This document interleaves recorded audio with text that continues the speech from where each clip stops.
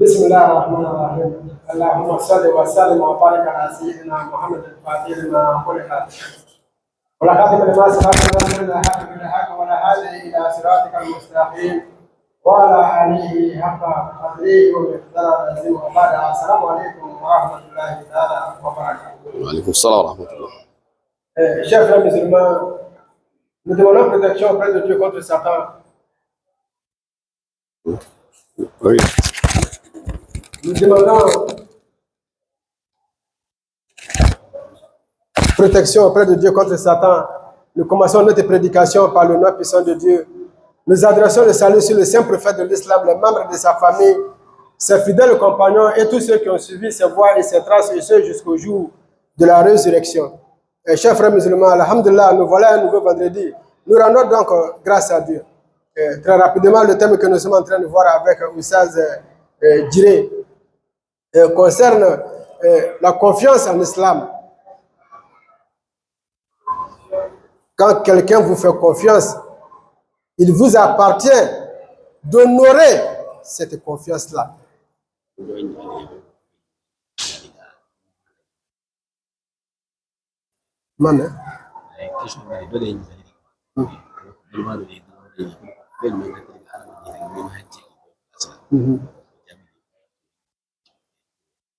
Okay.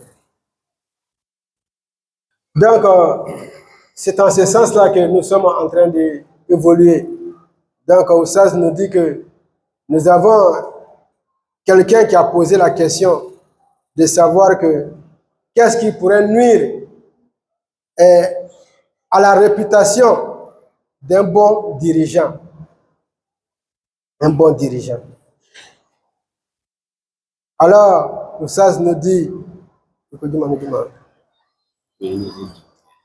Oussaz nous dit que ce que je venais de dire, la confiance que quelqu'un place en vous quand vous le décevez, ça c'est une chose qui peut coûter à un dirigeant. Et ensuite, quand on vous fait confiance, vous devez tout faire pour l'honorer.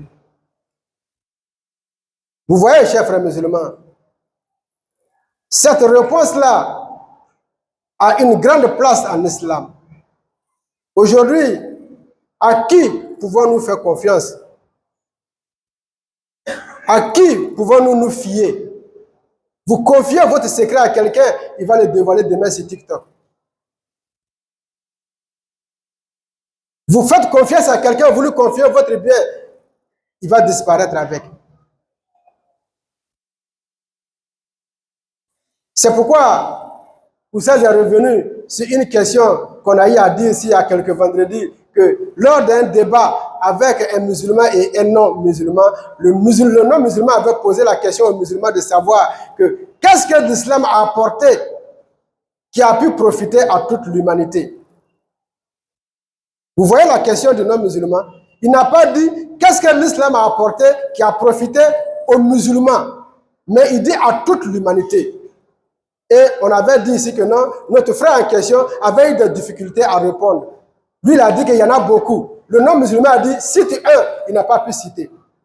Alors, la réponse de Oussaz répond à cette question-là. Car si tu réponds à ce non-musulman que c'est la prière, mais c'est le musulman qui prie, c'est nous qui sommes à la mosquée. Les chrétiens ne viennent pas à la mosquée. Comment est-ce que notre prière du vendredi peut profiter à un chrétien? Si tu dis que non, le jeûne du mois de Ramadan, le jeûne du mois de Ramadan, c'est les musulmans qui font le jeûne. Est-ce que les chrétiens font le jeûne du mois de Ramadan? Comment est-ce que cela peut lui profiter? Alors, la réponse que Oussaz a donnée, c'est que c'est la confiance et la justice. C'est cette justice que l'islam a amenée là, qui a donné la paix à toute l'humanité. Parce qu'à cause de la justice que l'islam a dit, qu'il ne faut pas faire du mal à quelqu'un, que mon voisin qui n'est pas musulman, je me réserve. J'ai le moyen de lui ravir sa femme, mais à cause de la justice islamique qui dit que ne faites pas aux gens ce que vous n'aimerez pas qu'on vous fasse.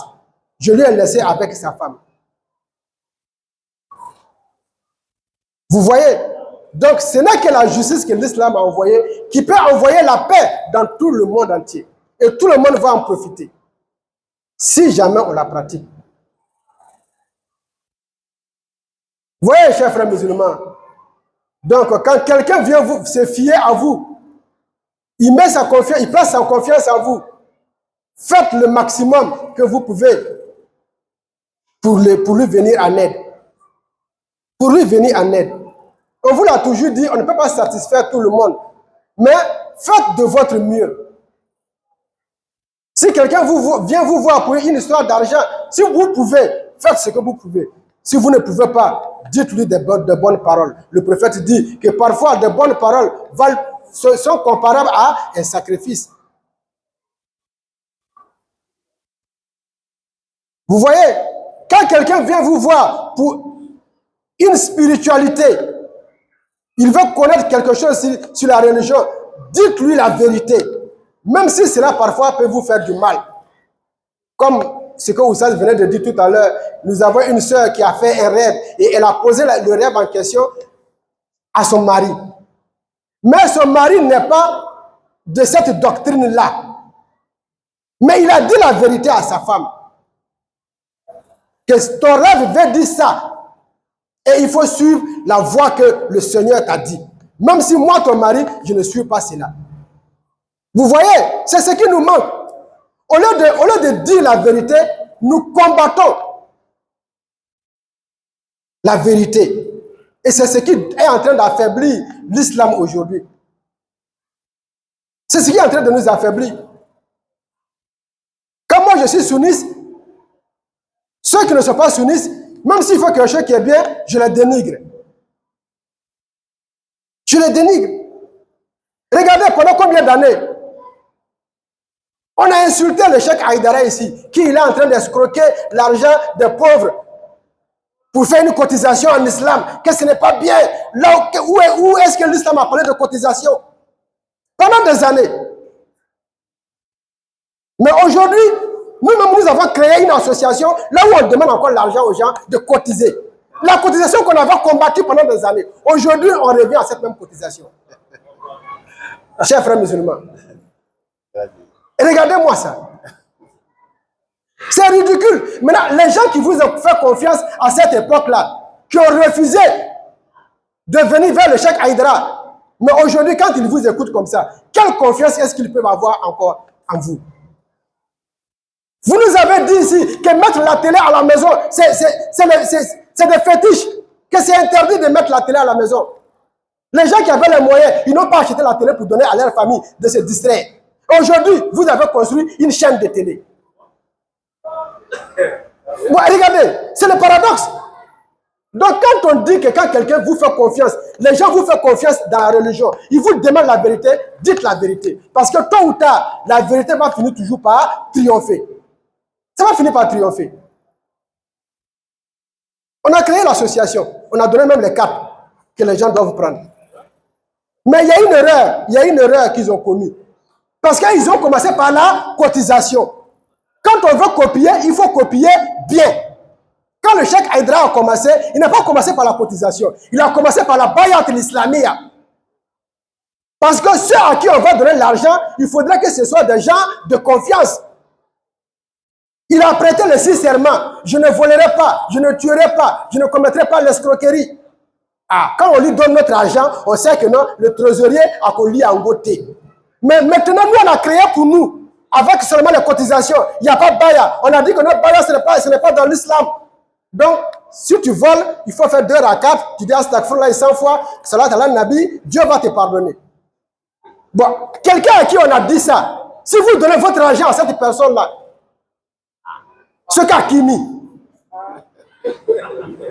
Ah, c'est ça la grande question. Parce qu'on lui a dit que non, le fait de voler, ce n'est pas grave en islam. Donc, il peut prendre vos 100 millions et l'année prochaine à la Mecque, il prend 5 millions, il va à la Mecque et Dieu lui enlève tous les péchés comme un nouveau-né. Quelqu'un qui a cette idée-là dans sa tête, tu es sûr qu'il va laisser l'argent de votre cotisation?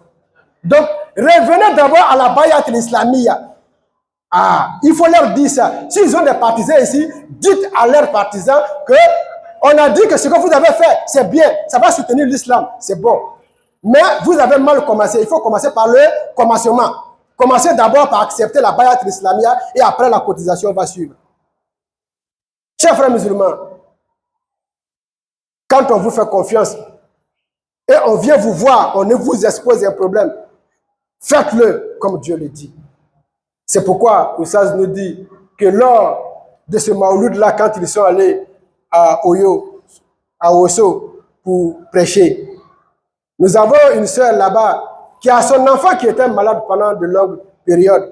L'enfant ne guérissait pas. Et elle s'est dit que comme les gens de Haïdara vont arriver ici pour faire le Maouloud, quand ils vont arriver, je vais leur demander de poser la main sur l'enfant. Et Dieu va guérir. Elle avait cette confiance-là en elle. Vous voyez la foi. L'imam est arrivé nous disant Rabbana innana sami'na munadiyan yunadi lil iman an aminu bi rabbikum fa amana.